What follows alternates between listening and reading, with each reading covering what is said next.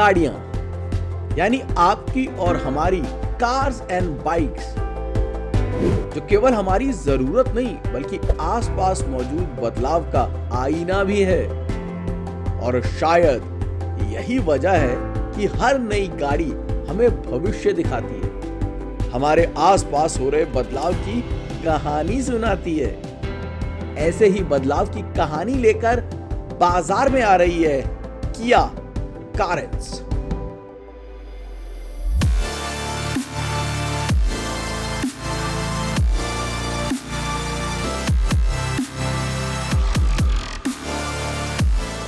Carens भारतीय market में किया की चौथी कार है। इससे पहले सेल्टोस, सोनेट और कार्निवल को कस्टमर्स ने खासा पसंद किया। डिजाइन के लिहाज से ये सभी गाड़ियां अव्वल रही। कारेंस भी इस क्षेत्र में निराश नहीं करती। कारेंस के साथ किया भारत में डिजाइन के लिहाज से एक नई पहचान बना रहा है। पहली तीनों गाड़ियों से अलग यहां पर स्प्लिट हेडलैम्प्स का इस्तेमाल किया गया है। ठीक बम्पर से पहले क्रोम की लंबी एलईडी पट्टी दी गई है और साथ में दोनों कोनों पर एलईडी डीआरएल्स। निचले हिस्से पर 3 आयताकार फॉग लैंप्स का गुच्छा उसी तरह नयापन दे रहा है जैसे दोनों डीआरएल्स के बीच में इस्तेमाल किया गया पियानो ब्लैक फिनिश। चेहरे पर नयापन जरूर है, लेकिन रुकने पर मजबूर कर दे वो कशिश नहीं। गाड़ी के बाकी 2 हिस्सों की बात करें उससे पहले आपको दिखाते हैं वो बात जो इस गाड़ी को बनाती है खास, the wow factor. Wow! So this is what? Starting with a wow factor. Wow factor के साथ शुरुआत करते हैं और वो चीज जो कि इस कारेंस में खास है या कारेंस के बाजार में आने की वजह है। थर्ड सीट, तीसरी रो, ये तीसरी पंक्ति बहुत जरूरी है। और किया जब मार्केट में आया था ना वो गेम चेंजर था। क्या ये कारेंस भी इस सेगमेंट में गेम चेंजर होगी? इसी सवाल का हम जवाब ढूंढ रहे हैं। अंत तक बने रहिएगा वीडियो में क्योंकि उसका जवाब आपको मिल जाएगा।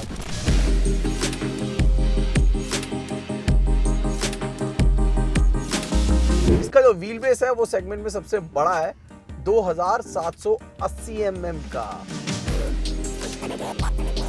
फायदा कहां है?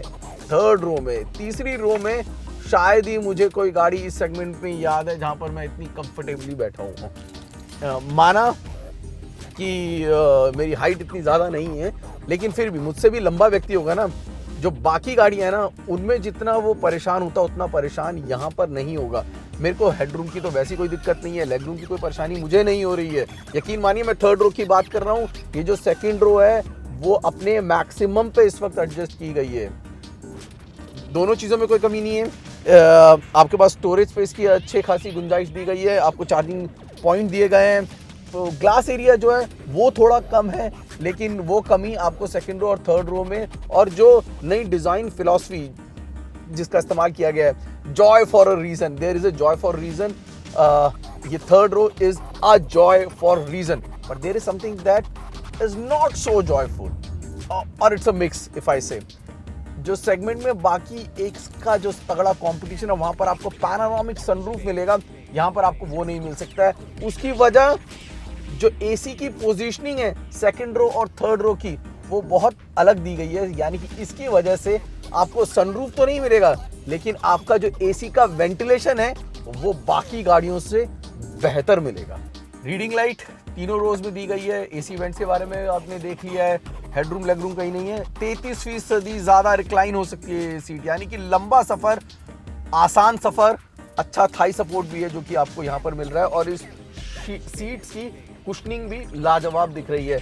और व्हील बेस का फायदा जो हम जिसकी बात कर रहे हैं, आप सोचिए कि यहाँ पर मैं इतनी आराम से बैठा हूँ, फिर मुझे बूट स्पेस कितना मिलेगा जब तीनों रो अगर काम पे लगी हुई हैं। With 3 rows up, the boot space is 216 litre, 216 litre का बूट स्पेस जो कि सेगमेंट में सबसे ज्यादा है, वो भी तब जब मैं तीसरी रो पे आराम से यात्रा कर रहा हूँ। किसी भी रो पर बैठे सीट बेल्ट का इस्तेमाल जरूर करें। ये हमारी और आपकी सुरक्षा ना सबके लिए ज़रूरी है। छोटे छोटे नियम है लेकिन इनका पालन ज़रूर करें। इसमें जो है आपको दोनों ही सीटिंग कॉन्फ़िगरेशन मिलेगी। आपको कैप्टन सीट्स मिलेंगे और साथ ही साथ आपको बेंच सीट भी मिलेगी, यानी कि 6 और 7 सीटर दोनों कॉन्फ़िगरेशन है जो कि यहाँ पर आपको मिलेगी। वन टच ऑपरेशन है जो कि आपको मिलेगा, but not on both the seats. Captain seats की मैं बात कर रहा हूँ तब वन टच ऑपरेशन आपको एक तरफ आपको लीवर का इस्तेमाल कर सकते हैं, जैसे कि इस तरफ अगर आप देखेंगे जो कि it's again very easy to use, और दूसरी तरफ आपके पास बटन दिया गया है जो कि बेहद आसान है। यानी कि ड्राइवर साइड में लीवर है, दूसरी साइड में आपको बटन है जो कि दिया गया है। जगह का बहुत अच्छा इस्तेमाल किया गया है और जिन जिन जगहों पर आपका टच एंड फील हो रहा है वहाँ पर अच्छे प्लास्टिक या फिर लेदर का इस्तेमाल किया गया है। आर्मरेस्ट जो है वो अच्छा है।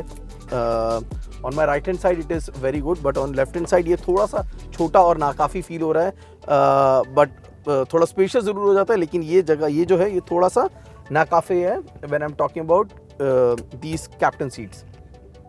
उसी तरीके से ग्लास एरिया की कमी नहीं है, इट इज़ वेरी नाइस। और जो अच्छी चीज़ आजकल के दौर में बहुत ज़रूरी है वो है स्मार्ट प्योर वायरस प्रोटेक्शन के साथ, जिसका कंट्रोल भी आपको टच कंट्रोल जैसे कि आपको अल्काजार में दिखता है वैसा ही आपको यहाँ सेकंड रो से आप आराम से उसको कंट्रोल भी कर सकते हैं। लेकिन इसका नुकसान ये है कि यहाँ पर आपको बॉटल होल्डर या फिर टेबल टॉप नहीं मिलेगा, जहाँ पर आप लैपटॉप रख के या फिर अपना कुछ काम करना चाहेंगे तो उसके लिए आपको लेफ्ट हैंड साइड पे बैठना पड़ेगा। राइट हैंड साइड पे ड्राइवर के पीछे बैठेंगे तो आप वो काम नहीं कर सकते हैं। शॉफर ड्रिवन गाड़ी है तो जरा उसी तरह बैठें, आपको ज़्यादा सुविधाएं हैं जो कि मिलेंगी। यानी कि बोस का स्पीकर का इस्तेमाल करें, 8 वे स्पीकर का, म्यूज़िक का मज़ा लें, काम करें और लंबे सफ़र का आनंद लें।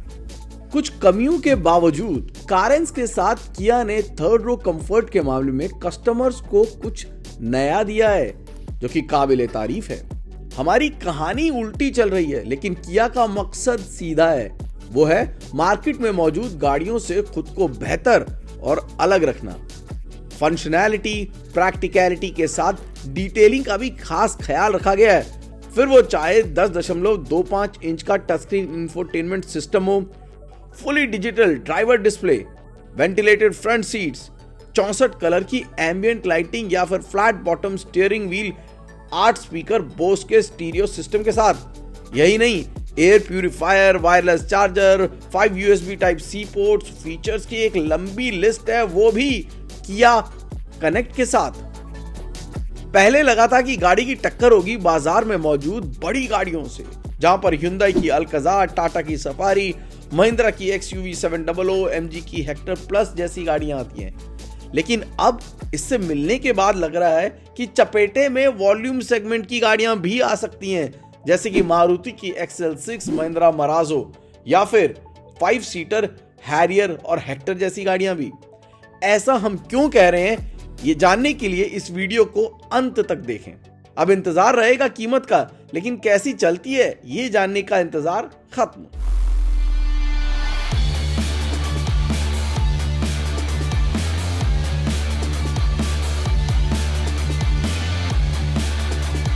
बाजार में मौजूद 6 और 7 सीटर SUVs के मुकाबले कारेंस की रोड प्रेजेंस थोड़ी हल्की लग रही है। वजह साधारण सा दिखने वाला साइड प्रोफाइल और 16 इंच के टायर जो कि बाकी मौजूद गाड़ियों से कम है। लेकिन साइड में जो कमी दिखती है वो रेयर में कुछ हद तक पूरी हो जाती है। वजह stylish split LED headlamps, light strip, roof mounted spoiler और ग्लॉसी ब्लैक स्किड प्लेट जो कि रेयर को एक अलग छाप देते हैं कि आप मुड़कर देखने पर मजबूर हो जाते हैं। 1.4 लीटर DCT का मज़ा हम आपके साथ शेयर कर रहे हैं। डुअल क्लच ट्रांसमिशन है, आप अच्छी तरह समझते हैं कि डुअल क्लच यानी कि 2 क्लचेस जो ऑपरेट करते हैं, एक इवन को ऑपरेट करता है, दूसरा ऑड को ऑपरेट करता है। और इसका फ़ायदा क्या होता है कि आपको जो अपशिफ्ट और डाउनशिफ्ट होता है वो बहुत ही आसान लहजे में मिल जाता है। स्टीयरिंग जो है वो बहुत लाइट है, पैडल बहुत लाइट है। आपको कहीं पर भी इस बात का एहसास नहीं होगा कि आप एक डुअल क्लच ट्रांसमिशन वाली गाड़ी, ऑटोमेटिक गाड़ी चला रहे हैं और आपको गियर शिफ्ट हो रहे हैं। आपको अंदाज़ा ही नहीं लगेगा क्योंकि दोनों ही चीज़ें, चाहे वो अपशिफ्ट हो या डाउन शिफ्ट हो, एटलीस्ट सिटी कम्यूटिंग में जब मैं आपसे ये बात शेयर कर रहा हूँ और उस वक्त तो कम से कम गियर बहुत ही ज़्यादा स्मूथ है, आपको पता नहीं चलेगा। इंजन बेहद रिफाइंड है। ये जो टर्बो पेट्रोल है 138 bhp की जो पावर देता है वही सेम इंजन है जो कि सेल्टोस में इस्तेमाल किया गया और वही सेम फील है जो कि यहाँ पर भी मिल रही है। इंजन से जो पावर ट्रांसमिशन में जा रहा है उसका बिल्कुल सही इस्तेमाल हो रहा है। आपको बाहर के अब बिल्कुल शोर शराबा सुनाई नहीं देगा। NVH के मामले में काम बहुत अच्छा हुआ है और यही मज़ा मुझे गारंटी है वो हाईवे पर भी मिलने वाला है, क्योंकि this turbo petrol has got a fantastic mid range also, यानी ओवरटेकिंग में भी आपको कहीं पे कोई दिक्कत नहीं आने वाली। ड्राई मोड जो है इसमें दिए गए हैं जो कि अच्छे हैं। 3 ड्राई मोड्स, नॉर्मल, इको और स्पोर्ट आपको दिया गया है। अगर आपको डे टू डे कम्यूटिंग रोज़मर्रा की जो आपको करनी है वो आप इको पे कर सकते हैं। इको पे जो है आपको स्टीयरिंग लाइट है, थ्रॉटल रिस्पॉन्स आपको बिल्कुल खुला मिलता है, गियर्स भी आपको खुले मिलते हैं, यानी कि आपको सिटी कम्यूटिंग में मज़ा आता है। लेकिन अगर आप थोड़ा ज़्यादा फन चाहते हैं, थोड़ा ज़्यादा मज़ा चाहते हैं, आप चाहते हैं कि आपके गियर थोड़ा पकड़ कर चलें, थ्रॉटल से आपको रिस्पॉन्स थोड़ा सा अच्छा मिले, तो उसके लिए आप स्पोर्ट मोड का इस्तेमाल कर सकते हैं। जो 3 इंजन ऑप्शन जो आपने सेल्टोस में देखे थे, जो लोगों को इतने पसंद आए, उन तीनों इंजन ऑप्शन का इस्तेमाल किया गया। 1.4 लीटर, 1.5 लीटर और साथ में डीजल का 1.5 लीटर, इन सभी का इस्तेमाल किया गया है, जो कि एक अच्छी बात है। यहाँ पर जो है आपको जो 1.5 लीटर का पेट्रोल है वो आपको DCT के साथ नहीं मिलेगा। 1.54 लीटर जो है वो आपको 5 वेरिएंट में मिलेंगे।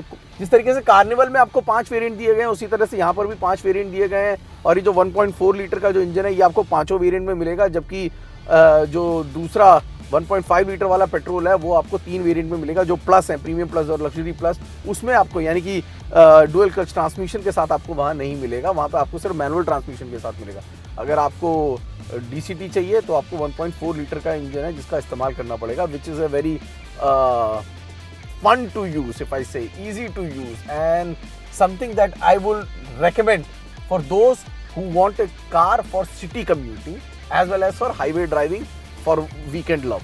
तो उनके लिए प्रीमियम प्लस और लग्जरी प्लस वाला जो ऑप्शन है वो ज़्यादा बेहतर रहेगा। और जो पहले ट्रैक्शन कंट्रोल के जो स्नो मड जो ज़्यादा इस्तेमाल नहीं होते, जो सेल्टोस में दिए गए थे, वो यहाँ से नदारद है, जो कि एक अच्छी बात है। और one more nice thing that is here in this car is the pedal shifter. इस वीडियो की शुरुआत में हमने एक सवाल आपसे पूछा था और उसका जवाब खुद हम इस वीडियो के जरिए ढूंढने की कोशिश कर रहे थे कि क्या किया कि कारेंस एक गेम चेंजर साबित होगी उसी तरीके से जिस तरीके से सेल्टोस जब बाजार में आई थी, या फिर सोनेट ने उस कहानी को आगे बढ़ाया था, या कार्निवल जब बाजार में एक कुछ नया वाव फैक्टर के साथ आई थी। क्या वो वाव फैक्टर, क्या वो गेम चेंजर एट्रीब्यूट कारेंस में मौजूद हैं? तो जवाब होगा हाँ और नहीं के बीच में, there is a grey area. क्योंकि हाँ, अगर तीसरी रो की बात हो रही है, क्योंकि जिस सेगमेंट में इसको उतारा गया है उस सेगमेंट में थर्ड रो सबसे ज्यादा मायने रखती है, लेकिन जो कंपटीशन में गाड़ियां मौजूद हैं वहां पे कहीं ना कहीं कुछ ना कुछ थर्ड रो में शायद कमी थी, वो कमी आपको यहां पर नहीं दिखेगी। लेकिन जो गाड़ियां इस सेगमेंट में मौजूद हैं वहां पर एक वाव फैक्टर मौजूद है, SUV स्टाइल वहां पर मौजूद है। यहां पर SUV MPV दोनों को जोड़ के जो कोशिश की गई है, MPV की तरफ झुकाव थोड़ा ज्यादा दिख रहा है। जो जिस स्टाइल के लिए, जिस डिजाइन के लिए सेल्टोस सोनेट ने इंडियन मार्केट में अपनी जगह बनाई थी, वो डिजाइन का जो बड़ा USP है वो थोड़ा सा कारेंस के मामले में कम नजर आ रहा है। यहां पर गाड़ी का जो कंपैरिजन है वो उन गाड़ियों के साथ हो रहा है जो इसके नीचे मौजूद है, शायद, क्योंकि कीमत का भी हमें नहीं पता है, लेकिन बहुत से लोग इसको XL6 से कंपेयर करते हुए नजर आए। वो शायद आप इसका साइड प्रोफाइल या इसका जो रेयर आप देखेंगे वो पूरा MPV है, उसकी वजह हम आपको इस वीडियो में बता चुके हैं। तो कुल मिला के इंतजार थोड़ा करना पड़ेगा इस बात के लिए कि इसको किस कीमत पर रखा जाता है। गाड़ी अच्छी है, किया कभी डिसअपॉइंट नहीं करता, खासकर गाड़ी के अंदर जो वाव फैक्टर है उसमें कमी नहीं है। बाहर से शायद हमें वो वाव फैक्टर नहीं मिला, लेकिन अंदर एक लंबे सफर के लिए वाव फैक्टर मौजूद है। और किया का भारत में जो सफर है वो लंबा रहने वाला है, इस बात में भी कोई दो राय नहीं। 3 अच्छी गाड़ियां दी, चौथी गाड़ी भी मजबूत है जो कि नजर आ रही है। वक्त बताएगा कि ग्राहकों को कितना पसंद आएगी, लेकिन हाँ, वेटिंग पीरियड इस गाड़ी का भी बना रहेगा। अगर आपको हमारा वीडियो पसंद आए तो आप जानते हैं क्या करना है। जी हाँ, सब्सक्राइब, लाइक एंड शेयर। आपका और हमारा साथ जो शुरू हुआ है वो आगे तभी बढ़ेगा जब आप हमारे कंटेंट को सराहेंगे और साथ ही साथ आप हमें हमारी गलतियां बताएंगे। नमस्कार।